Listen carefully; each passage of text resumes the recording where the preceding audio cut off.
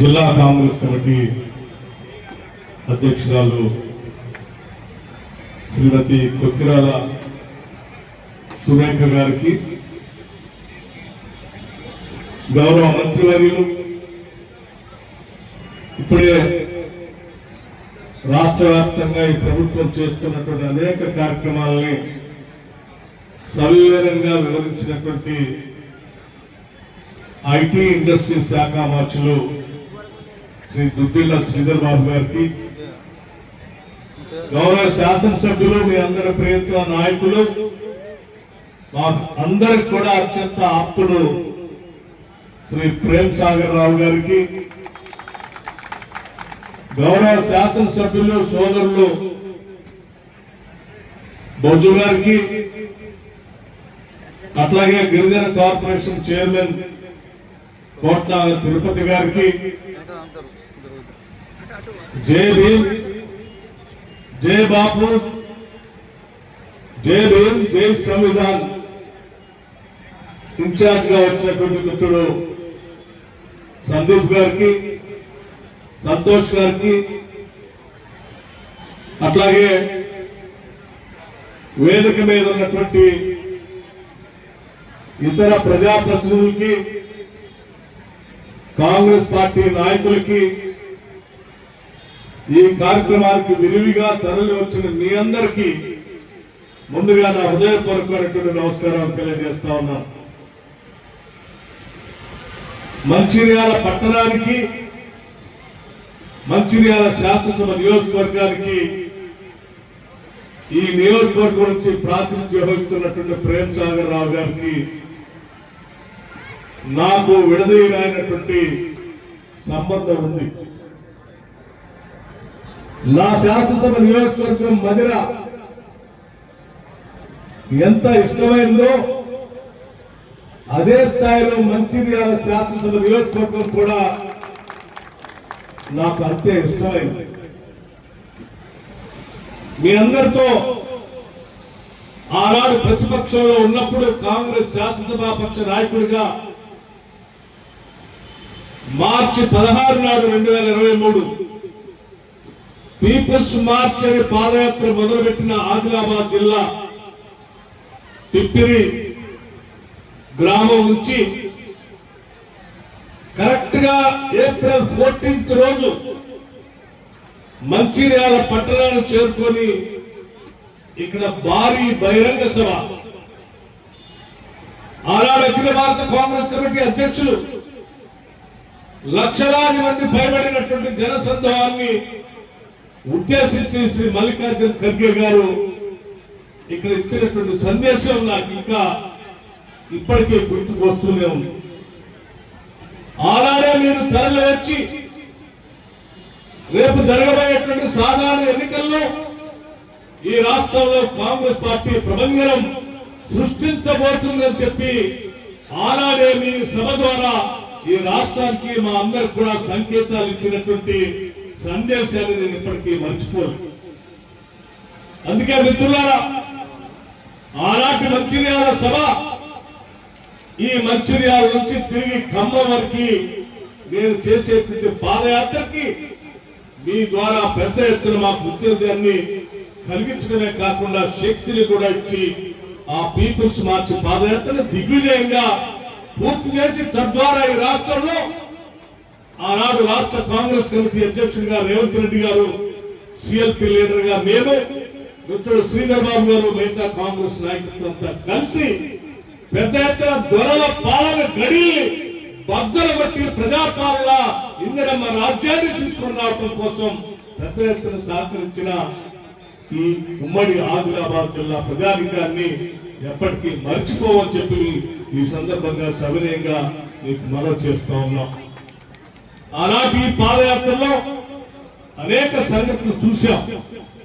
చివరికి మంచిర్యాల పట్టణంలో కూడా మాతా శిశు సంక్షేమ హాస్పిటల్ అక్కడ కట్టకూడదని, అది కడితే అక్కడ ముప్పు గురవుతుందని, అక్కడ అర్ధరాత్రి అపరాత్రి వరదలు వస్తే తల్లులు ఇబ్బంది పడతారని గట్టిగా చెప్తే కూడా వినకుండా కట్టినటువంటి హాస్పిటల్లో జరిగినటువంటి సంఘటనలు కూడా చూసి ఆనాడే మాటిచ్చాం, తప్పనిసరిగా మాతా శిశు సంక్షేమ హాస్పిటల్ ని మారుస్తాం, వచ్చేది ఇందిరమ్మ రాజ్యం, తప్పనిసరిగా మీకు పెద్ద ఎత్తున హాస్పిటల్ కడతామని చెప్పి, సూపర్ స్పెషాలిటీ హాస్పిటల్ కడతామని చెప్పి మాటిచ్చి ఈరోజు 300 కోట్ల రూపాయలతో మంచిర్యాల నడిబొడ్డున ఎత్తైన ప్రదేశంలో సూపర్ స్పెషాలిటీ హాస్పిటల్ కట్టుకుంటున్నాం. చూసొచ్చి మీ అందరితో ఈ సంతోషాన్ని కూడా పంచుకుంటున్నాం. అదే రోజు రాళ్లవాగ నుంచి గోదావరికి ఉన్నటువంటి పరిసర ప్రాంతాల్లో వరద ముంపు గురవుతున్నటువంటి ప్రాంతానికి రిటైనింగ్ వాల్ కూడా శాంక్షన్ చేస్తాం, వచ్చేది ఇందిరమ్మ రాజ్యమే అని చెప్పాం. చెప్పినట్టుగానే దాదాపు 260 కోట్ల రూపాయల అంచనాతో రిటైనింగ్ వాల్ ని ఈ ప్రాంతానికి అందిస్తా ఉన్నాం. దాంతో పాటు ఈ రోజు పెద్ద ఎత్తున ఈ ప్రాంత అభివృద్ధి కోసం కావలసిన విధంగా 765 కోట్ల పైబడి మొత్తంగా దాదాపు 1000-1200 కోట్ల రూపాయలతో మంచిర్యాల శాసన నియోజకవర్గ అభివృద్ధి కోసం నిధులు వెచ్చించి ఈ ప్రాంతాన్ని త్వరితగతిన అభివృద్ధి చేసుకోవడానికి ముందుకు పోతా ఉన్నాం. మంచిర్యాల ప్రాంత అభివృద్ధి ఆగదు, ఇది ఆరంభం మాత్రమే. పెద్ద ఎత్తున ఈ ప్రాంత అభివృద్ధి కొనసాగుతుందని చెప్పి మీ అందరికీ మనవి చేస్తూ ఉన్నాం. అంతేకాదు మీ అందరికీ చాలా విషయాలు, మీ అందరి ఆశీర్వచనంతో ప్రేమతో జీవిస్తూ వచ్చినటువంటి మీ ప్రభుత్వం, మన ప్రభుత్వం, ఇందిరమ్మ రాజ్యం ఈ రాష్ట్రంలో ఉన్నటువంటి అన్ని వర్గాల ప్రజానికం కోసం ఏ కార్యక్రమాలు కేవలం సంవత్సర కాలంలోనూ చేపట్టిందో కూడా సవివరంగా శ్రీధర్ బాబు గారు వివరించారు. 1 కాదు 2 కాదు, ఈ పిల్లల భవిష్యత్తే మనందరి భవిష్యత్తు అని చెప్పి ఈ రాష్ట్రంలో young India integrated international residential schools ని బహుశా ఈ భారతదేశంలో ఎక్కడ ఇటువంటి ఆలోచన కూడా రాదు. ఒక పాఠశాల ప్రాంగణంలో 25 ఎకరాలకు తగ్గకుండా 200 కోట్ల రూపాయలతో అన్ని వర్గాల ప్రజానికానికి అదే పాఠశాలలో విద్యాబుద్ధులు నేర్పి ప్రపంచంతో పోటీ పడేటట్టుగా పెద్ద ఎత్తున 11,600 కోట్ల రూపాయలతో ఒకటేసారి శాసించినటువంటి చరిత్ర ఈ దేశ చరిత్రలో ఎక్కడ కూడా లేదు. అటువంటి యంగ్ ఇండియా రెసిడెన్షియల్ స్కూల్స్ ని ప్రారంభం చేసుకోవడం కోసం పెద్ద ఎత్తున భూమి పూజ చేసుకొని శాంక్షన్ చేసుకున్నాం. గతంలో ఉన్నటువంటి రెసిడెన్షియల్ స్కూల్స్ లో విద్యార్థులకి కావలసిన డైట్ ఛార్జెస్ 40% పెంచుకున్నాం, హాస్పిటల్ ఛార్జెస్ ని 200% పెంచుకున్నాం. దాంతో పాటు ఈ పరిసర ప్రాంతాల్లో ఆదిలాబాద్ నుంచి మొదలు పెడితే ఖమ్మం వరకు భద్రాచలం వరకు కృష్ణా నది పరివాహక ప్రాంతంలో ఉన్నటువంటి అనేక మంది గిరిజన కుటుంబాల దృష్టిలో పెట్టుకొని ఆనాటి సోనియా గాంధీ గారు ఇచ్చినటువంటి ROFR పట్టాలకు సంబంధించి వాళ్ళు సాగు చేసుకోవడానికి ఆనాటి ప్రభుత్వంలో మహిళలను కూడా చూడకుండా గిరిజనులు చెట్టు కట్టేసి కొట్టిన సంఘటనల్ని మేమంతా ఖండించి ఆనాడు వాళ్ళ కోసం పోరాటం చేశాం. అటువంటి అడవి బిడ్డల కోసం తిరిగి మనం న్యాయం చేయాలనేటువంటి ఆలోచనతో ఈ ప్రభుత్వం వచ్చిన తర్వాత ఇందిరా గిరి జల వికాసం అని 12,500 కోట్ల రూపాయలతో గిరిజనులు వ్యవసాయం చేసుకోవడానికి అక్కడికక్కడే సోలార్ పంప్ సెట్లతో పాటు డ్రిప్ ఇరిగేషన్, స్ప్రింక్లర్స్, అట్లాగే హార్టికల్చర్ ద్వారా వాళ్ళకి కావలసినటువంటి palm oil plantation, avocado plantation, bamboo plantation తో సహా అన్ని వాళ్ళకి ఏర్పాటు చేసే విధంగా ప్రతి గిరిజన కుటుంబాన్ని ఈ పథకం అందేటట్టుగా 12,500 కోట్ల రూపాయలతో ఇందిరా గిరి జల వికాసం అనేటువంటి కొత్త పథకాన్ని తీసుకొని వచ్చి గిరిజనుల కోసం ఈ రాష్ట్ర ప్రభుత్వం ముందుకు పోతా ఉంది. అదే విధంగా రాష్ట్రంలో ఉన్నటువంటి మహిళలందరినీ ఆనాటి ఇందిరమ్మ ప్రభుత్వం మొదలుపెట్టినటువంటి ఉమ్మడి రాష్ట్రంలో మొదలుపెట్టిన సెల్ఫ్ హెల్ప్ గ్రూప్స్, డ్వాక్రా సంఘాల సంబంధించి 10 ఏళ్లు బీఆర్ఎస్ ప్రభుత్వం మర్చిపోతే మేము సంవత్సరానికి కనీసం 20,000 కోట్ల రూపాయలతో వడ్డీ లేని రుణాలను తిరిగి వాళ్ళందరికీ ఇచ్చి కనీసం 1 కోటి మందిని కోటీశ్వరులుగా చేయాలి 5 సంవత్సరాలు అని చెప్పి టార్గెట్ పెట్టుకొని ఈ 5 సంవత్సరాల్లో 1,00,000 కోట్ల రూపాయలు మహిళలకు వడ్డీ లేని రుణాలు ఇచ్చే కార్యక్రమంలో భాగంగా ఈ సంవత్సరమే 21,000 కోట్ల పైబడి వడ్డీ లేని రుణాలు ఇచ్చాం. రాబోయే రోజుల్లో కూడా పూర్తి స్థాయిలో ఇస్తాం. అటువంటి మహిళలందరి కోసం సోలార్ తో ఉన్నటువంటి పవర్ ప్రాజెక్టులు 1000 మెగావాట్లకు వాళ్ళతో ఎంఓయూ చూస్తున్నాం. ఆర్టీసీలో బస్సులు ఇప్పిస్తా ఉన్నాం, క్యాంటీన్లు ఇప్పిస్తా ఉన్నాం. ఎక్కడ ఏ అవకాశం ఉన్నా మైక్రో ఇండస్ట్రియల్ పార్క్స్ పెట్టి శ్రీధర్ బాబు గారి ఆ ఇండస్ట్రీ శాఖ ద్వారా ప్రతి శాసనసభ నియోజకవర్గంలో పెద్ద ఎత్తున మహిళల కోసం చిన్న చిన్న ఇండస్ట్రియల్ పార్క్స్ కూడా ఏర్పాటు చేసి వాళ్ళకి కేటాయించే కార్యక్రమాన్ని కూడా మొదలు పెట్టాం. ఇది దిగ్విజయంగా ఈ రోజు రాష్ట్ర వ్యాప్తంగా జరుగుతాం. అంతేకాదు ఈరోజు పెద్ద ఎత్తున రాష్ట్రంలో ఉన్నటువంటి నిరుద్యోగ యువతి యువకుల కోసం ఆలోచన చేశాం. 56,000 పైబడి ప్రభుత్వ ఉద్యోగాల్ని ఇప్పటికే సంవత్సర కాలం నియామక పత్రాలు ఇచ్చాం. ఇంకా కొన్ని ఉద్యోగాలు పైప్ లైన్ లో ఉన్నాయి. పెద్ద ఎత్తున వారికి ఉద్యోగ అవకాశాలు కల్పించేటువంటి కార్యక్రమం చేస్తూ ఉద్యోగ అవకాశాలు ప్రభుత్వ పరంగా పొందలేనటువంటి వాళ్ళకి నా భూతో భవిష్యత్తు అన్నట్టు ఈ దేశ చరిత్రలో ఏ రాష్ట్రం చేయనట్టుగా మొట్టమొదటిసారి మన రాష్ట్రంలో ఉన్నటువంటి నిరుద్యోగ యువతి యువకుల కోసం 9,000 కోట్ల రూపాయలతో రాజీవ్ యువ వికాసం అని మొదలుపెట్టి ఆ మొదలుపెట్టడమే కాదు క్యాలెండర్ కూడా ప్రకటించి అప్లికేషన్ తీసుకునే కార్యక్రమం నుంచి శాంక్షన్ చేసేటువంటి డేట్ తో సహా ఇచ్చేటువంటి జూన్ 2 ఈ రాష్ట్ర ఆవిర్భావ దినోత్సవ రోజు రాష్ట్ర వ్యాప్తంగా వీళ్ళందరికీ శాంక్షన్ లెటర్ కూడా ఇస్తామని చెప్పి ఈ రోజు ముందుకు పోతా ఉన్నాం. ఈ రాష్ట్రంలో ఉన్నటువంటి నిరుద్యోగ యువతి యువకులు కోరి కొట్లాడి ఈ రాష్ట్ర కోసం తెచ్చుకుంటే వాళ్ళ అవకాశాలు కల్పించాలనేటువంటి ఆలోచనతో ఈ కార్యక్రమాన్ని చేపట్టాం.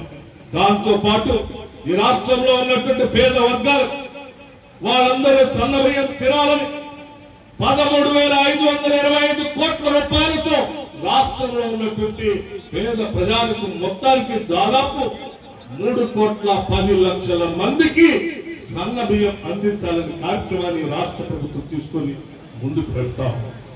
ఇది ఆనాటి ప్రభుత్వాలు సన్న బియ్యం అని సన్నాయి నొక్కులు నొక్కారు తప్ప ఏ ఒక్కరోజు కూడా ప్రజలకు సన్న బియ్యం ఇవ్వాలనేటువంటి ఆలోచన చేయలేదు. ఈ రోజు మన ప్రభుత్వం పేదల ప్రభుత్వం అందరికీ సన్న బియ్యం ఇచ్చే కార్యక్రమం చేపడుతుంది. కార్యక్రమాలు ఈ రాష్ట్రంలో పెద్ద ఎత్తున ప్రజల కోసం సంక్షేమం కోసం విధ్వంసం చేసినటువంటి అన్ని సంస్థలని వ్యవస్థలని బాగు చేసి గాడిని పెట్టి రాష్ట్ర ప్రభుత్వాన్ని ప్రజలకు అంకితం చేసి సంపద సృష్టించి సంపద ప్రజలకే పంచాలనే ఆలోచనతో ఈ రాష్ట్ర ప్రభుత్వం ముందుకు పోతూ ఇంకొక అడుగు కూడా ఒక చారిత్రాత్మకమైన నిర్ణయం తీసుకుంది.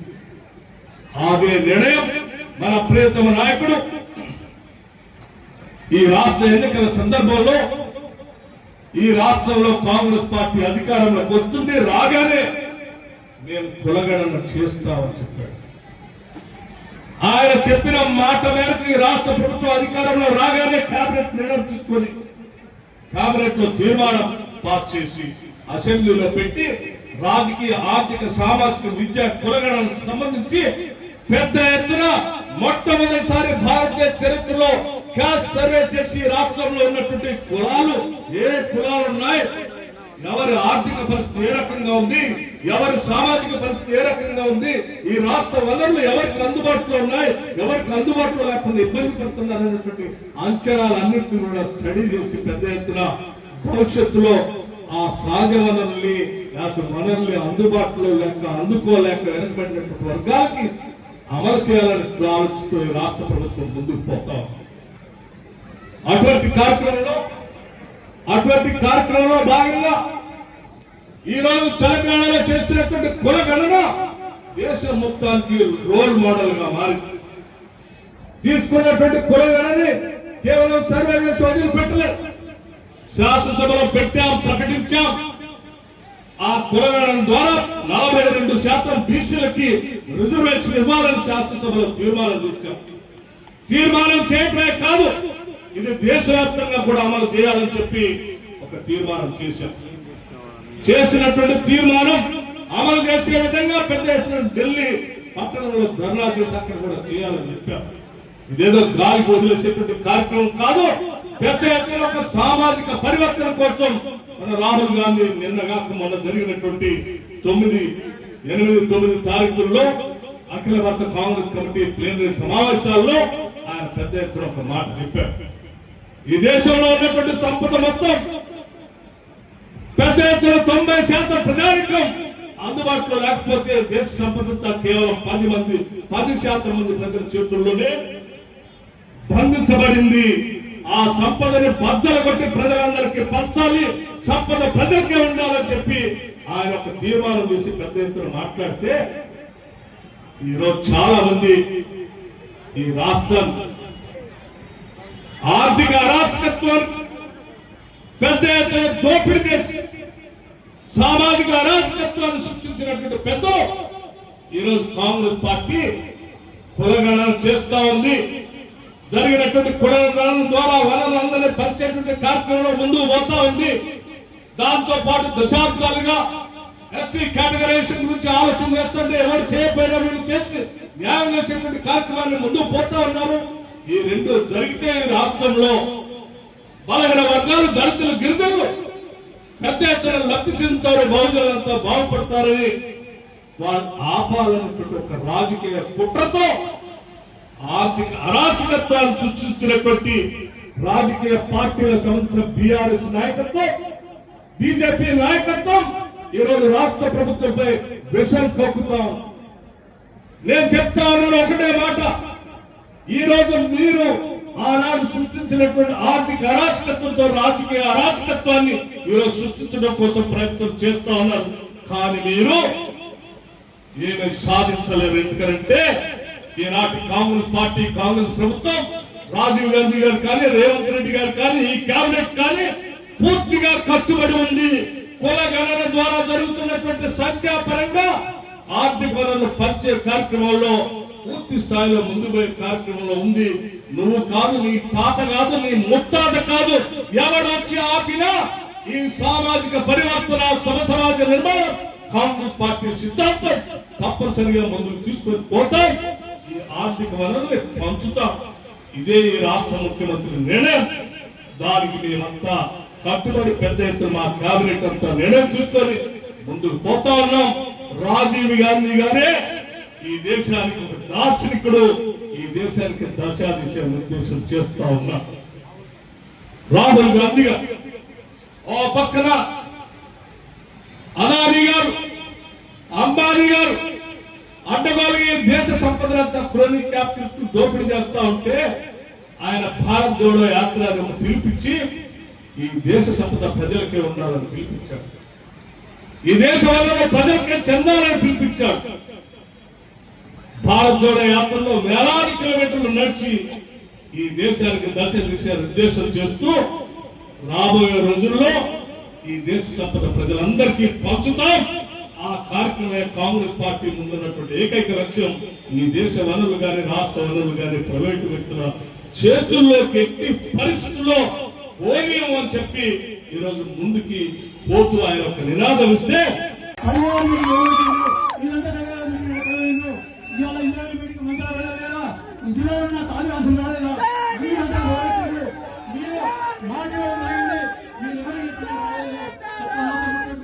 నాకు అన్యాయం జరిగిన భరిస్తా, కానీ మా ఉన్నతి భరించే శక్తి లేదో ఏ భరించాడు భరించాం. ఈ ఉద్యమాల మధ్య రాష్ట్రీయ ఉద్యమాలు 175 లక్షల ఉద్యమం కానీ ఉద్యమాలకు ఈ గడ్డ నుంచి ఉద్యమాలు చేసింది కాబట్టి ఇలా నిన్నొచ్చి మున్నొచ్చి ఉన్నవాడి నిలబెట్టి పార్టీలో ఉండే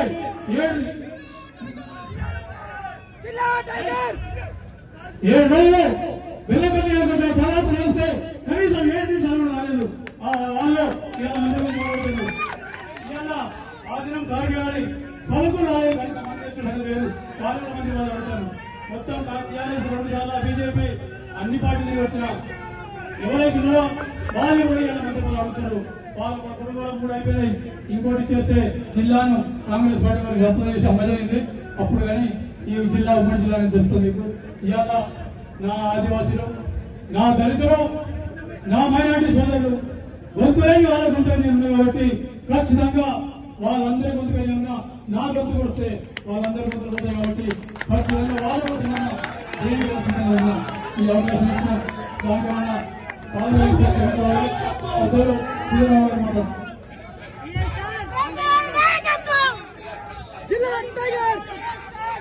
మీ అభిమాన నాయకుడు, మీ ప్రాంత శాసన సభ్యులు గౌరవ సహచరులు పెద్దలు ప్రేమ్ సాగర్ రావు గారి నాయకత్వంలో ఈ రోజు జరుగుతా ఉన్న జై బాబు జై భీమ్ జై సంవిధాన్ కార్యక్రమ భాగంలో భాగస్వాములైతా ఉన్న మా అక్కలు చెల్లెలు అన్నలు తమ్ముళ్ళు ముఖ్య అతిథిగా ఇచ్చేసిన గౌరవ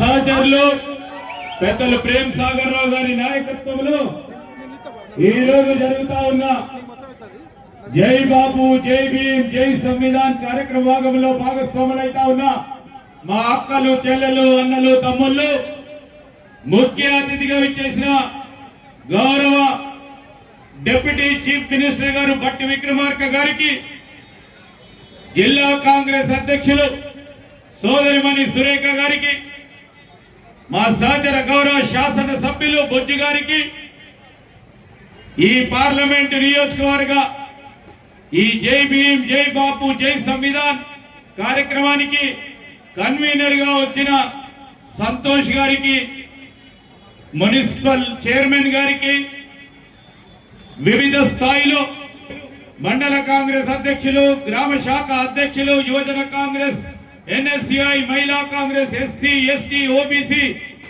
డిపార్ట్మెంట్లకు సంబంధించిన సోదరులు సోదరిమల్లు ఈరోజు మనకు ప్రత్యేకమైన దినం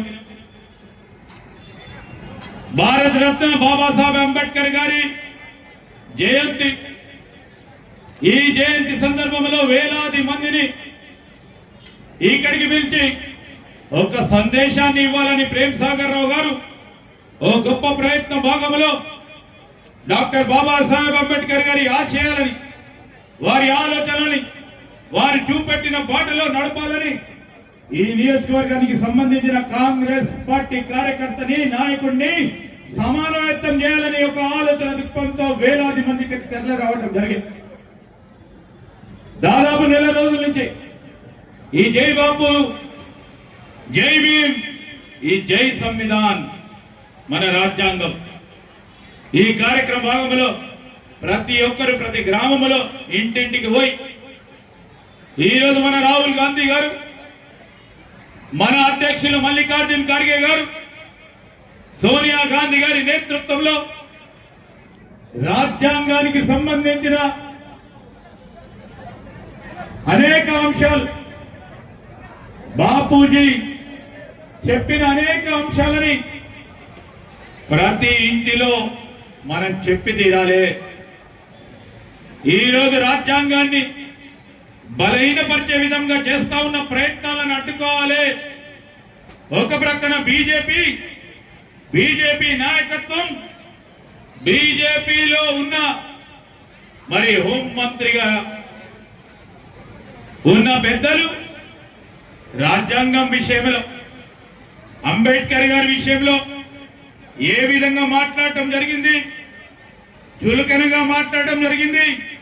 బలహీనపరిచే కార్యక్రమం జరుగుతా ఉన్న సందర్భంలో ఒక జాతీయ పార్టీగా స్వాతంత్ర ఉద్యమంలో పాల్గొన్న పార్టీగా బాపూజీ గారు ఇచ్చిన ఆదేశాలను నచ్చిన పార్టీగా రాజ్యాంగ రూపకల్పైన అంబేద్కర్ గారిని ఆనాడు కాంగ్రెస్ పార్టీ ప్రభుత్వ హయాంలో రాజ్యాంగాన్ని నిర్మాణం చేయాలని ఒక మేధావి మరి డాక్టర్ బాబాసాహెబ్ అంబేద్కర్ గారి అధ్యక్షన చేసిన కార్యక్రమాలు ఎక్కడ కూడా ప్రపంచంలో మన భారతదేశం పట్టం ఉన్నంత వరకు ఈ ప్రపంచ దేశాల్లో అగ్రగామిగా ముందుకు పోవాలని చేస్తా ఉన్న సందర్భంలో మరి వీరు బాపూజీ గాని అంబేద్కర్ గారు గాని వారి ఆలోచన విధానాన్ని ఇంకా పెద్ద ఎత్తున ముందుకు తీసుకెళ్లాలని ఆలోచన చేస్తూ రాష్ట్ర ప్రభుత్వం తరఫున గౌరవ ముఖ్యమంత్రి రేవంత్ రెడ్డి గారు కానీ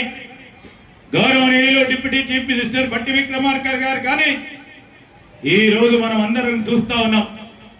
దళిత సోదరులకి సంబంధించి గత ప్రభుత్వం గత కాంగ్రెస్ పార్టీ ప్రభుత్వ హయాంలో ఎస్సీ ఎస్టీ సబ్ ప్లాన్ తీసుకొస్తే మొట్టమొదటిసారి దేశంలోనే ఒక కొత్త కార్యక్రమాన్ని ఎస్సీ ఎస్టీ సబ్ ప్లాన్ తీసుకొస్తే అంబేద్కర్ గారి ఆలోచన మేరకు ఈ రోజు మళ్ళా తిరిగి కాంగ్రెస్ పార్టీ ప్రభుత్వం తెలంగాణ రాష్ట్రం ఏర్పడ్డ తర్వాత మొదటిసారిగా వచ్చిన తర్వాత ఏం చేసింది ఆ దళిత సోదరులు వేచి చూస్తా ఉన్నా ప్రధానమైన కార్యక్రమం కేటగరైజేషన్ చేసి ఈ రోజు చట్టాన్ని తీసుకొచ్చి దేశవ్యాప్తంగా దిక్సూచిగా నిలబడ్డ మొట్టమొదటి కాంగ్రెస్ పార్టీ ప్రభుత్వం ఇది తెలంగాణలో ఏర్పడ్డది.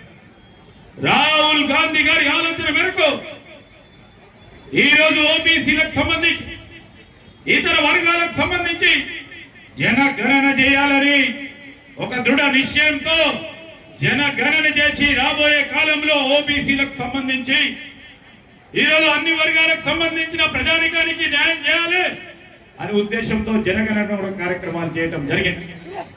ఇవన్నీ మేము చేస్తా ఉన్నాం. ఏమి చేశారు కాంగ్రెస్ పార్టీ ప్రభుత్వం? ఒక సంవత్సర కాలంలో 10 సంవత్సరాల కాలం పాటు చేయలేని అనేక అంశాలు నేను సూచాఛాయగా చెప్తాను. ఈరోజు రాసుకోండి. బీజేపీకి సంబంధించిన వారు, టిఆర్ఎస్ సంబంధించిన వారు ప్రతిరోజు విమర్శ చేసేవారు. ఒక్క సంవత్సరంలో రాజకీయ చిత్తశుద్ధి ఉంటే ఏం చేయగలుగుతామో ఈ రోజు ముఖ్యమంత్రి రేవంత్ రెడ్డి గారు గాని, భట్టి విక్రమార్క గాని, సహచరం మంత్రివర్గ సోదరులు గాని ఈ రోజు మేము చెప్తా ఉన్నాం. మహాలక్ష్మి రాజీవ్ ఆరోగ్యశ్రీ 10 లక్షల రూపాయల కార్యక్రమం గాని, గృహజ్యోతి కింద 200 యూనిట్ల ఫ్రీ కరెంటే గాని, సిలిండర్లు 500 రూపాయలకు ఇచ్చడమే కానీ, ఇందిరమ్మ ఇల్లు మొదలు పెట్టడంతో పాటు 57,000 ఉద్యోగాల భర్తీలు ఈ రోజు డిప్యూటీ చీఫ్ మినిస్టర్ గారి ఆధ్వర్యంలో రాజీవ్ యువ వికాస కార్యక్రమంతో పాటు 21,000 రూపాయల రైతు రుణమాఫీ, రైతు భరోసా, సన్నధాన్యానికి 500, ఇందిరమ్మ ఆత్మీయ భరోసా, రైతులకు ఉచిత విద్యుత్తు, బీసీలకు సంబంధించి జనగణన. ఈ రోజు రాష్ట్రంలో పెట్టుబడులు రావాలి.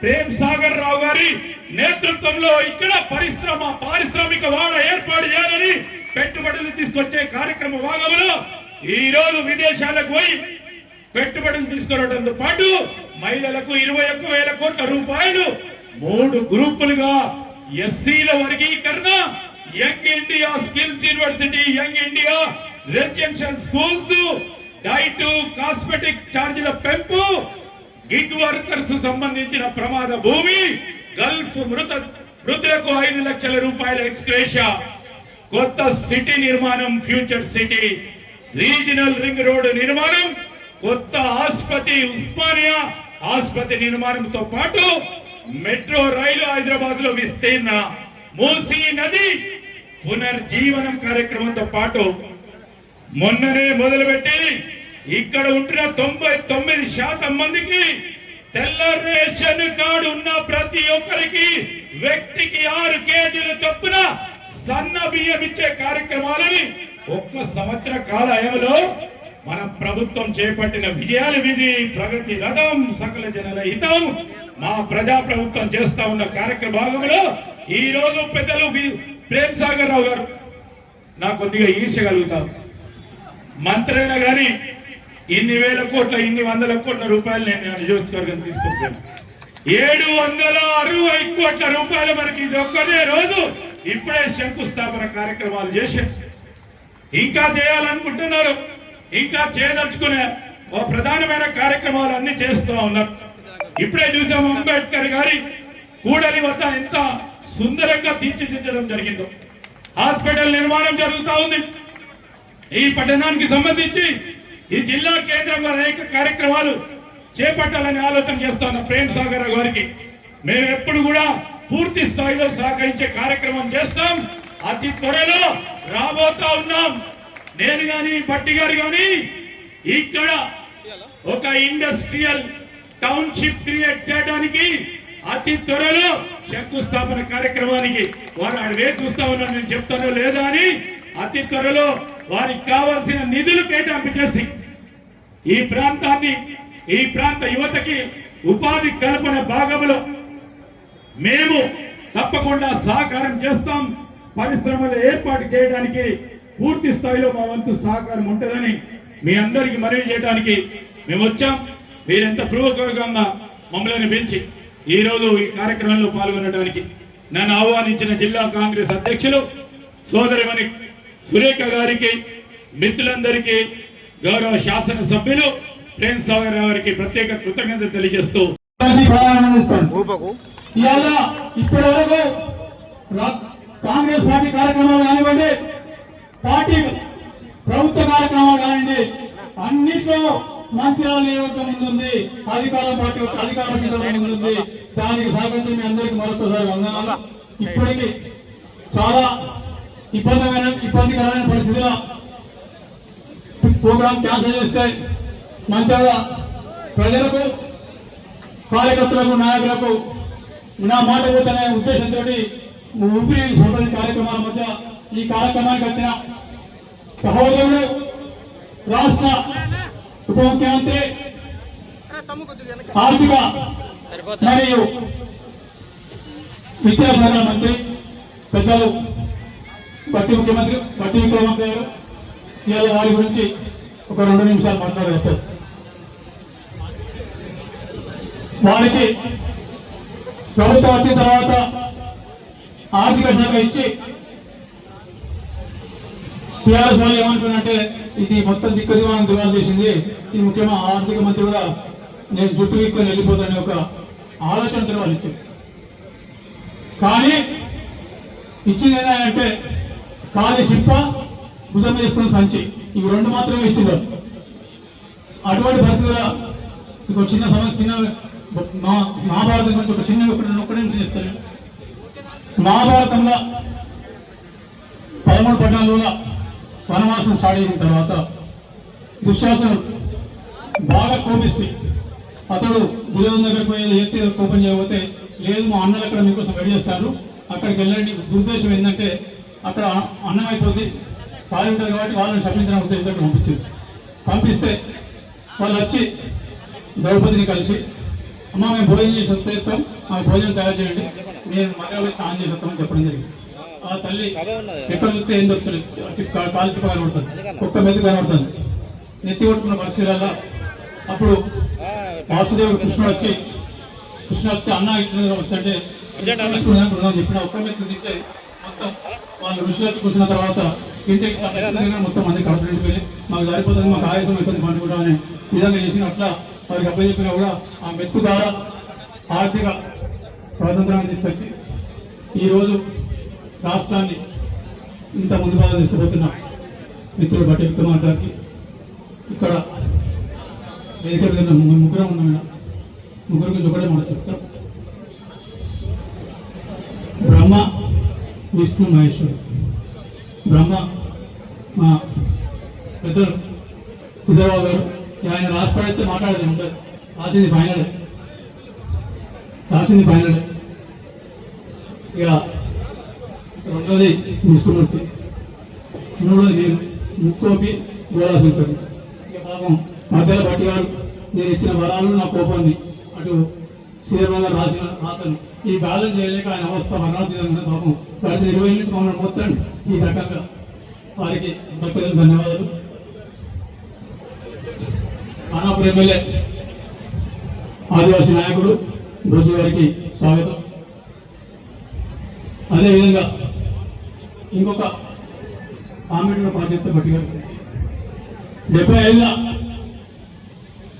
అప్పటి రష్యా అధ్యక్షుడు బ్రెజినెవ్ గారు ఇందిరాగాంధీ గురించి కామెంట్ చేసి seize an అన్కంపేరియబుల్ political genius in the contemporary world అని చెప్పి, అది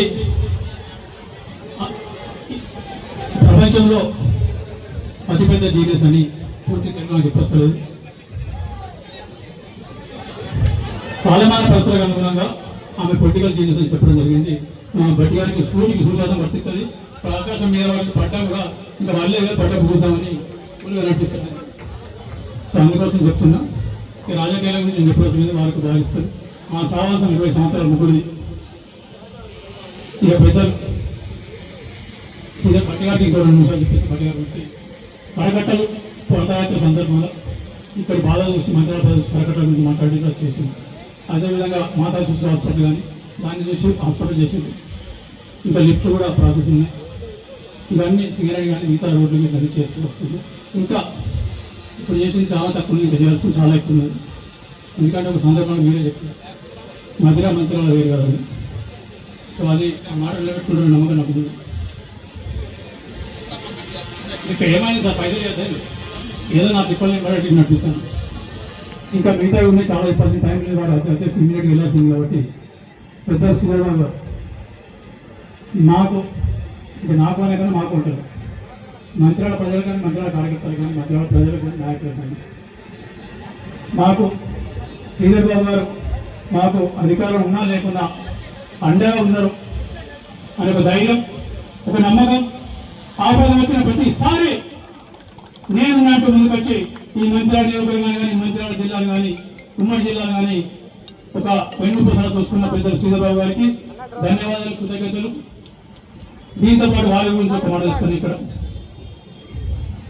ఈరోజు తెలంగాణ కీర్తి ఖ్యాతి ఈ జాతి గురించి ఖండాంతరంలో దాటించి ప్రపంచ దేశాలలో తెలంగాణ గురించి చెప్పిన ఐటీ మరియు ఇండస్ట్రియల్ రాష్ట్ర లెజిస్లేటివ్ వ్యవహారాల శాఖ మంత్రి ముఖ్యమంత్రితో పాటు ముఖ్యమంత్రి కూడా చాలా సందర్భంగా నాకు సంబంధం లేదు మా మంత్రి గారు మొత్తం చూసుకుంటారని దావు వేదిక కానీ ఇంకే వేదిక అని చెప్పిన సందర్భాలు ఉన్నాయి. దాన్ని బట్టే శ్రీధర్బాబు గారు ఎంత దూరం పోయినారని మీరు అనుకోవచ్చు. ఇక మిగిలింది వారి నాన్నగారు కానీ వారు కానీ 8 సార్లు గెలిచారు. 8 సార్లు ఒక కాన్స్టిట్యూన్సీ గెలవడం అనేది ఇప్పుడున్న ఈ కాంటెంపరీ వల్ల ఇది సాధ్యం కాదు. కానీ వారు గెలిచినట్టు దాన్ని బట్టి అర్థం చేసుకోవచ్చు. వారికి ఆ నియోజకవర్గ ప్రజలకు అనుబంధం సంబంధం దాంట్లో వారు గెలవడం జరిగింది. ఇక శ్రీధర్బాబు గారు చెప్పిన సమాధానం ఇండస్ట్రియల్ పార్క్ శాంక్షన్ చేసిండు, అయిపోయింది, శాంక్షన్ అయిపోయింది, డబ్బులు కూడా నాకు తెలిసి ఇంకొక వారం పేరు వస్తాయి. నిన్న టీడీపీ మన నమస్తే తెలంగాణ రాసింది అయిపోయింది రాసిందట వాళ్ళే జవాబు చెప్తారు. ఇక మిగిలింది రాజకీయాలకు సంబంధించిన మట్టుకు శ్రీధర్బాబు గారిని ఖచ్చితంగా అపరచానికి కూడా చెప్తాయి. ఈరోజు అపరచానికి నీకు ఎన్ని లక్షణాలు లేవు, శ్రీధర్బాబు అన్ని లక్షణాలు ఉంది. ఇవాళ అసెంబ్లీని కానీ ప్రభుత్వాన్ని కానీ ఇద్దరు కలిసి మీద చేసుకొని ముఖ్యమంత్రితో పాటు నడిపిస్తారు. వాళ్ళకి ఎన్ని వాళ్ళు ఎంత చెప్పినా తక్కువని సమయం లేదు కాబట్టి ఎక్కువ చెప్పకుండా మంత్రాల ప్రజలు మంత్రాల కార్యకర్తలు మంత్రాల నాయకులు ఏదైతే రాజు ఈ రాజీవ్ వికాస దానికి సంబంధించిన మట్టుకు మా మంత్రాల నియోజకవర్గంలో ఇప్పటికే అయ్యా ఆర్థిక మంత్రి గారు ఒక్కసారి మరి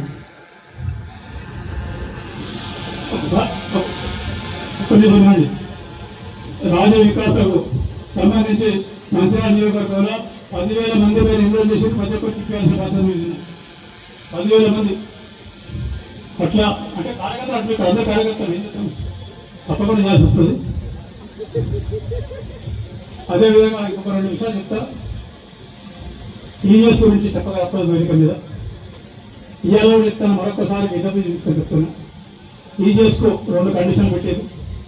మీరు 20 రోజుల పని అని భూమిని వద్దని ఈ 2 కండిషన్లు కరెక్ట్ కాదు. ఎందుకంటే రైతుకు 20 ఎకరాలతో మనం 2,40,000 ఇస్తున్నాం.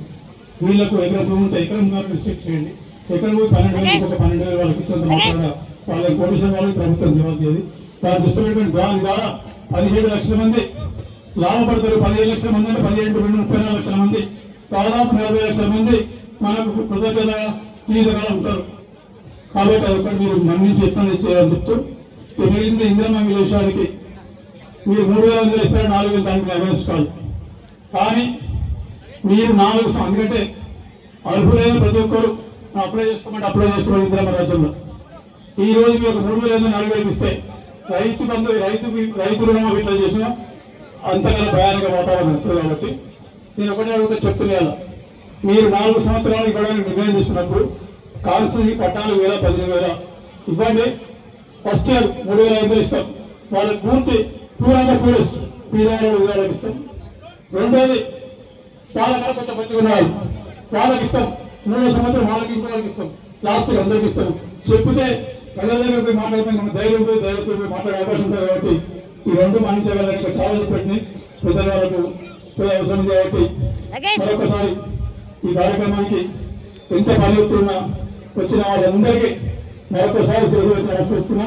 ప్రత్యేకంగా ఈ రోజు ఇక్కడ వచ్చిన అక్కాచెల్లెళ్ళు, కాంగ్రెస్ పార్టీ కార్యకర్తలు, కాంగ్రెస్ పార్టీ నాయకులు ప్రతి ఒక్కరికి పెద్దమ్మలకు చిన్నమ్మలకు ఇక్కడ ఉన్న కాంగ్రెస్ పార్టీ సైన్యానికి ప్రతి ఒక్కరికి మీ అందరికీ శిరస్వాతి భావాలను చేస్తున్నా. ఈ రోజు మీరున్నారు కాబట్టి మీరు నశించారు కాబట్టి ఈ రోజు నేను వేదిక నుంచి మాట్లాడే అవకాశం నాకు ఇచ్చారు. తప్పకుండా మీ అందరికీ జీవితం రుణంలో ఉంటా. జననీ జనముస్తా అన్నట్టు మా తల్లి రుణం తీసుకునేది కాదు, ఈ కన్నభూమి రుణం కూడా తీసుకుంది కాబట్టి ఉన్న రోజులు రుణం తీసుకునే ప్రయత్నం ఉంటాయి. కాబట్టి తప్పకుండా మీ ఉన్న రోజులు మరే కార్యక్రమం వేరే కార్యక్రమం వేయకు తప్పకుండా అవకాశం ఇచ్చిన అందరికీ మరొకసారి కృతజ్ఞతలు ధన్యవాదాలు.